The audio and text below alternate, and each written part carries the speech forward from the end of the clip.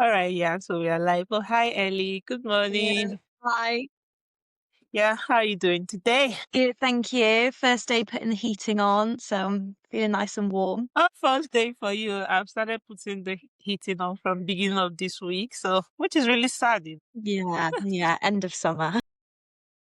right? And those, right? And it's getting dark early, and it's yes, Yeah. it's also a reminder that we are getting into that time of the year again. Yeah, I know, it's horrible. Anyway, yeah. Anyway, that's just by the way. So, can you introduce yourself, your name, your pre-STP background, and your specialty or trust? Yeah, I Yes. think that should be. So my name's Ellie. I'm based in Bristol Eye Hospital, and so I do ophthalmic and vision science specialty. And I'm in my second year, so just started second year. And before I did the STP, I went to Cardiff Uni and did neuroscience. I did an integrated masters in neuroscience. I then worked as a GP receptionist for a year, and then I got onto the STP. Wow, that's an interesting one.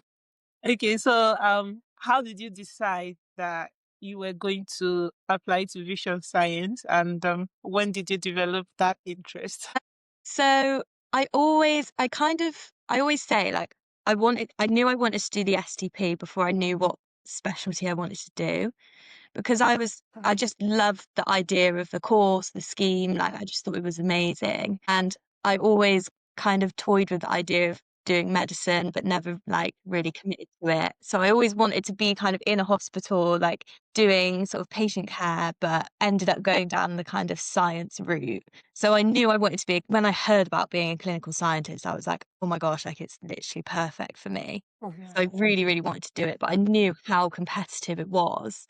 Um, and obviously, because I had my degree in neuroscience, the natural kind of route would be to do neurophysiology. But obviously, they show you the competition ratios online, and it wasn't looking good for me with neurophys. And I knew I didn't have a lot of sort of extracurricular stuff that I thought would really make me stand out. So that's kind of why I ended up looking around at the other specialties to see what else I could be interested in. And yeah, I came across vision science and obviously because it's quite a small specialty, it's got quite a low competition ratio as well. I just liked the idea of it so much more. Like for some reason, kind of doing EEGs and stuff never really popped out a lot to me. That's what you do in neurophys. And yeah, just the vision stuff. I'd done a bit of kind of vision science at uni as part of my degree. So I was really, really interested in Yeah. that, really enjoyed learning about that at uni and just thought, I think I'm going to go for the vision science one instead, which I'm really, in hindsight, really, really happy I did. Wow, that it sounds like you really love your specialty, and I'm looking forward to hearing more about it because I just know it's about eyes and all that, but I really want to know what the specialty is about. So can you tell us about this specialty? Yes, of course. Yeah, it's a little bit of an unknown one. So basically, my my kind of main thing that I do is visual electrophysiology, which is a very, very niche test that the NHS provides for vision, normally in eye hospitals. So there's not many kind of places around the country that have an electrophysiology department. And basically what we do is it's kind of like a neurophys technique because you're looking at the optic nerve. You're also looking at the retina and you're using kind of sensors that go around the eyes and on the back of the head where your vision's processed. And you get your patient looking at different flashes of light and different patterns, and it basically produces waveforms of a very specific shape that you can record, and then you can look at that shape and it kind of informs you about which parts of the visual system are working and which parts might not be working so well. So that Wow. kind of, yeah, contributes to kind of diagnosis, monitoring, that sort of thing. But also vision science is also about ophthalmic imaging as well. So you kind of specialize in imaging as well. Oh, that's interesting. Wow. So for an STP trainee, what sort of rotations did you do in your first year? I did neurophysiology, I did audiology and medical physics. Yeah, so the first two make sense. They're kind Medical of sensory physics. sciences. Medical physics, yeah, went in, didn't really have a clue what was going to happen. But weirdly, it was really, really interesting, like very different because it's non-patient facing. So it's really good to get an insight into that sort of side of the STP. But it was very kind of technical, and I guess like you do like in my specialty, you have to be very good at the technical side as well. So I think that was why they kind of chose to put medical physics in there. I'm just a bit confused because I know medical physics is very broad. Is it just like you just touched on the basics? And I know they have like about four different Mm. specialties within medical physics. So did you just do like an overview, or is there a particular part of it that where they focused on? I think it probably depends on what medical physics department you can get into on how they would do it. But for me, it was I kind of went around all four of them. So I think I did like 4 weeks. And yeah, I just kind of luckily they were spread across two hospitals which are very close to each other, like walking distance. So I kind of just was zipping around the place for 4 weeks, going around all of them. Okay, that's nice. So now that you are in second year, what sorts of things are you doing now? And as an STP trainee, your specialty is patient facing. Have you gotten to a point where you see patients on your own, or are you still supernumerary? And so my my training officer is really, really good. She's very conscious of the fact that I'm still a trainee. So I'm very supernumerary, but I do kind of now with sort of older pediatric patients or adults who aren't very complex, I can kind of lead the appointment. I've always got someone kind of supervising me because yeah, most of Mm. the time tests, it takes quite a while to get through them all. They're very technical, so it's good to have two people there anyway. Yeah. Okay, that's nice. My specialty is not patient facing, so Oh, really? it's always yeah, it's always interesting to hear from people doing patient facing role. Being your specialty being patient facing, how do you find that interaction with patients? How are you finding it basically? Yeah, like I love it.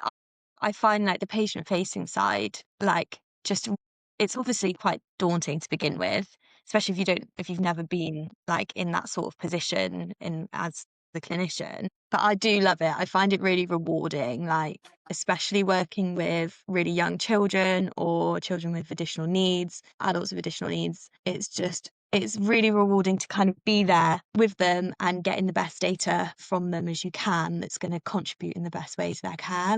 It's a really, really it's a very motivating part of the job. Yeah, yeah, I understand that part. So then talking about the uni side, what university do you guys attend? I go to Aston University. Okay. So how often do you go? I think, to be honest, it doesn't feel like that often. I think last year we probably went in person uh, every 3 months ish. Uh, Um, and we did like 1 week, Monday to Friday in September at the very beginning. And then we would have like 2 or 3 days, maybe before Christmas, after Christmas, and then one more time. So maybe like 4 times a year. It's not very often at all for us. I don't know if that differs a lot from other specialties. Yeah, it's a part-time master's anyway. So yeah, just like you said, it doesn't feel like a loss, just here and there. You go in for the lectures, then we'll go back in for exams as well. So yeah, that's just it. Then for balancing the uni side, the work-based rotations, the workload, the competencies, how are you balancing the STP? I think being really organized is a really, really important thing and knowing what you need to do and when you need to do it by. My training officer was really good. She was on me from the very beginning about getting things done, getting things arranged. I was sending out emails my first week, organizing my rotations, that sort of thing. Yeah, I think just doing as much as you can, as quick as you can. Um, Yeah. I've been quite successful so far in that I've managed to kind of stay in working hours, doing things in working hours. So I really, really maximize like my study days and whenever there's a spare moment at work, I'll always try and get some work done in there. But whether or not that will carry on as the workload increases, I don't know. Yeah, I don't know about you, but the realization of how much I have to do this second is actually a lot. The training activities kind of feels like it kind of doubled. You're expected to analyze, interpret, report, and you're having like different diseases. I'm like, Mm. okay. So I don't know if we, and then there's the project there. You're Yeah. already talking about the proposal. I'm like, is it also the same for you? Do you feel that way Yeah, coming there's into just second? like it's always like sometimes you sit down and you're like, right, what have I got to do at the moment? And then it's just this endless list that comes into your head of things you need to do. Exactly. Yeah, exactly. There's Yeah. just so much to do. Other people have gotten there, so somehow I believe we'll find a way to get Yeah, there as well. must be possible. Yeah. Okay. Have you started your project, your proposal? Have you started doing anything about that? A little bit. I've got like an idea. We had to present our idea at uni earlier this month. Um, and I've kind of started working with my supervisor about getting a kind of protocol down, but not any kind of significant movements, I wouldn't say. Okay. Yeah, that's okay. So let's talk about the STP application. I know you mentioned earlier that you worked as a STP receptionist, and so how did you find the STP application, and how were you able to tailor your experience to match what they expect to see in the STP application? Um, I remember it being very long, the application, as in the Yeah, time frame from applying to like every other thing that happened after that was just very drawn. about 6 months. Yeah, really, really long time, which is really difficult because you're trying to like have a life and organize your life, but you're kind of half waiting on to hear about this job that you really, really want. And then it's like, but you still want to apply for other jobs just in case. So yeah, it was very difficult. But I think my experience in the GP surgery was so unbelievably valuable for my application because it gave me so much understanding of the NHS and especially like the challenges of the NHS. I don't know how relevant it would be for non-patient facing specialties, but especially for mine, I drew on so many experiences from working as a receptionist in my interview, just like experiences I'd had, like speaking to patients and that sort of thing. Yeah, it was really, really useful. I really learned how to talk to patients, how to understand patients, how to manage patients who are frustrated, that sort of thing. So, yeah, I would say I don't know how well I would have done without that experience. Yeah, yeah.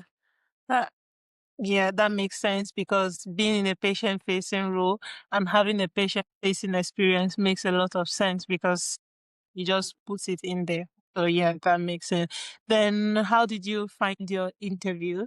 Was it what were the questions very technical, and generally how did you find the interview?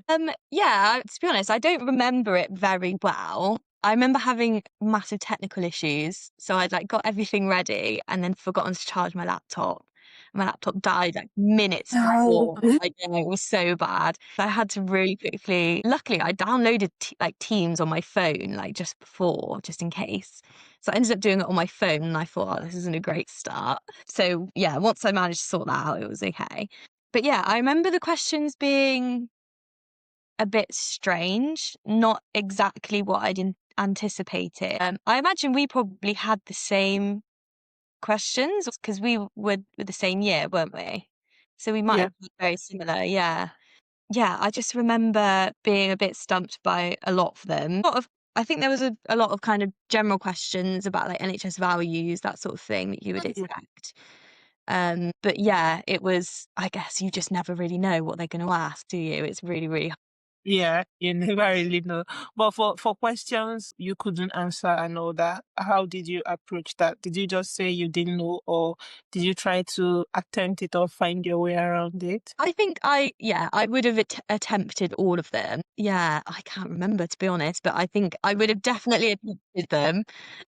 Whether or not I would have said the right thing, I don't know. Or maybe I would have just acknowledged, if I did it now, I would just acknowledge, why I didn't know, what I would do to find out, I guess. Yeah, okay, that's fine. Then for people that would be listening, most times they always want to understand what the role of a clinical scientist is, because generally when you talk about vision science, you might have an idea of what it is, but Mm. when if you are going into a role, you might want to clearly understand what these people do. So Mm. can you maybe talk us through specifically what the role of a clinical scientist in vision science is? So we've kind of involved with, so the two specialties, electrophysiology and imaging. Most clinical scientists I sort of know in the field are more electrophysiology than they are imaging. So the thing I'm most familiar with is electrophysiologists and what they do. So it kind of varies around departments, but you're involved in research. So there's a lot of people kind of doing their clinical role, and then they do a lot of research alongside that as well. Some electrophysiologists will kind of see patients and then they will do reports on the data. That's what we do anyway. We see the patient and we report the data and we send the conclusions to the doctors, the ophthalmologists who are in charge of like the care of the patient. And they kind of interpret those results alongside all the other tests that the patient's having. But I know other departments will do it where the clinical scientists will just report, so they don't see patients. They'll just they'll have kind of technicians doing the testing, and then they will just get the data and report the data. So yeah, you're not kind of diagnosing patients. You're more kind of interpreting the data, making technical comments, conclusions about what this might mean. And then that's interpreted by the doctors. The doctor would then use that to make the diagnosis. Yeah. Okay, that makes sense. Then for you as a trainee, what is your day-to-day like? So can you talk us through a day in your life? And if a day in your life cannot cover maybe literally what you do, that you can maybe run us through a week in your life? Yeah. So at the moment, on a kind of standard day, we'll go in and we normally see about 3 patients a day. So our appointments are kind of can be 2 to 3 hours long each one. So yeah, we don't see many patients in a day. But when I go in, we'll see a patient and then we'll spend a bit of time processing the data. There's a lot of kind of cleaning up the data that you have to do. You mark up the waveforms, you put it in the report. I don't do any reporting at the moment. The my colleagues will kind of write the report, and then we'll either see like 2 patients in the morning or like 2 patients in the afternoon as well. And then yeah, so in between seeing patients, it's more kind of processing the data, doing the reporting. But we'll also attend a lot of like teaching and webinars and stuff like that, kind of dotted around, which is quite nice. Yeah, that's interesting. So do you get a study day a week? Or Yeah, yeah, I how get a does study day it? once a week on Friday. Okay. Yeah, so your study day, then you use it for your write-offs and every other thing that you want to do, I Yeah, guess. yeah. So when I have spare time in the week, I will aim to do that around my one file stuff, so my portfolio. So we'll see patients on a Monday, Wednesday, and a Thursday. So Tuesdays, unless we have kind of urgent patients, it's normally a sort of admin day for the department. So I normally get like a Tuesday to do a lot of my work for my portfolio. And then I try and keep to just uni on a Friday, but obviously all gets a bit mixed around. Yeah, definitely. Definitely. It doesn't always go as planned, but Mm. that's what matters most, being organized as a trainee, knowing when to pick up something else and when to drop the other thing. Yeah, That's what matters. That's how you're able to balance as a trainee, definitely. Yeah. right? Okay, so I'm just going to look through the questions. I'm not sure. Yeah. Just to make sure okay. I think I've covered everything really. Yeah. Okay. So we'll just get to the advice part. So let's talk about advice for aspiring applicants. Mhm. So I don't know if you know anything about open days, about work experience. Most times when people chat me up, they always ask me, oh, how can they get open days opportunity? How can they get work experience? Yeah, part of the advice for aspiring applicant, do you guys have anything about open days? Did you go to any? Do you have any idea how people can get such opportunities? In terms of my specialty, I don't know of any open days that are done. I guess you can always reach out to departments and ask them, can you come and spend a day or two just watching? Some departments might be fine with that, others they might not be. I'm not sure. It depends on kind of, because it's patient facing, there's all those issues Yeah. there with like having visitors and that sort of thing. Confidentiality. Yeah, so I mean, it's always worth asking. Like a lot of the time, you can find a department's contact on websites for hospitals, and yeah, the worst that can happen is they say no. But for our Okay. specialty, yeah, it's a bit minimal. There's not really open days as such, which is obviously quite Yeah. frustrating.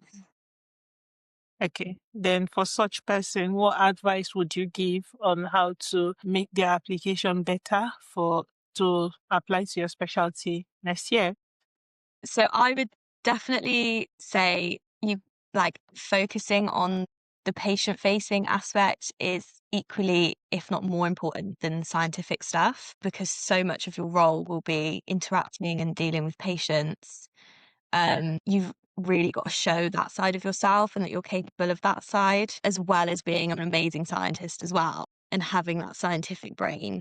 I think it was really, really useful to acknowledge how kind of patient heavy these specialties Yes. are. I think that's definitely a big thing.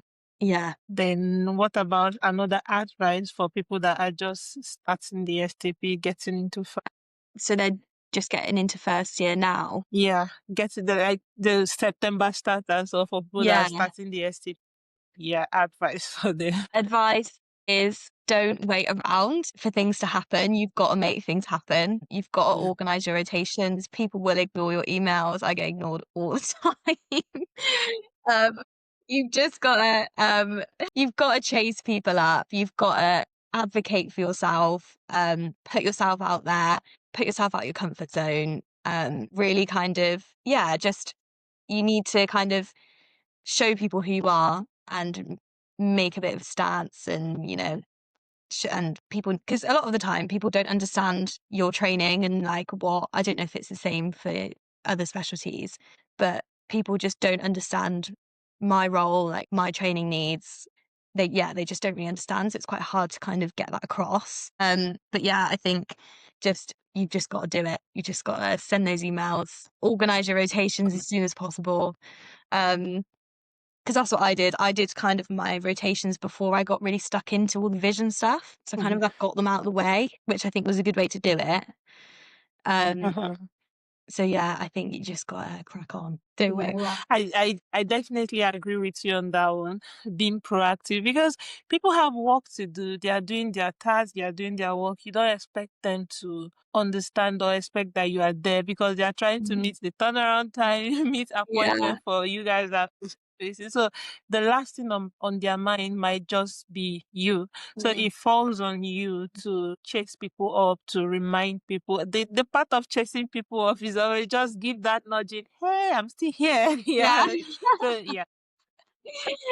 So that part of being very proactive as a trainee, I definitely agree with that because I also relate with that in my first year.